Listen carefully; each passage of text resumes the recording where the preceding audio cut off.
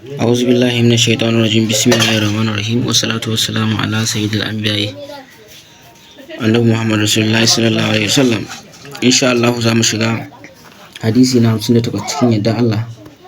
Bismillahir Rahmanir Rahim. Ala hadisi samin wa kamsuna hadisi na 58. Qala sallallahu alaihi wasallam, manzo Allah tsira da amincin Allah su tabbata a gare shi ya ce, kullu ummati, dukkanin al'ummata, yadkhuluna aljannata, duk za su shiga aljanna illa man aba, sai dai wanda yake.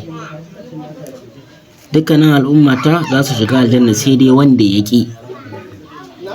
Ƙila sai sahabbai suka ce, wa manya aba ya rasulullahi, wani ne kuma zai ƙi ya rasulullah?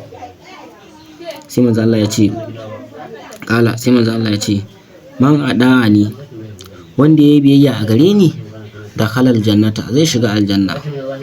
Wa man asani, wanda kuma ya saba min, faqad aba, haƙiƙa ya barta. Haƙiƙa ya bar aljanna. Rawahul Bukhari ya rawaito. Ma'ana duk wanda yake bin hadisin manzo Allah, duk wani wanda yaji an ce manzo Allah ya ce a rinka yin kaza yana yi, Allah ya ce a rinka yin kaza yana yi, duk wata hanya da ta gaskiya wanda manzo Allah ya nuni mu bi muna bi, to shine biyayya a gare shi. To wanda yake haka to zai shiga aljanna. Wanda kuma yaki, ma'ana ya saba kenan, manzo Allah ya ce ai kaza kuma ba a yi, kun ga an saba kenan, to wannan haƙiƙa ya bar aljanna. Wa iyazu billahi. Saboda haka da Allah mu rike wuta sosai.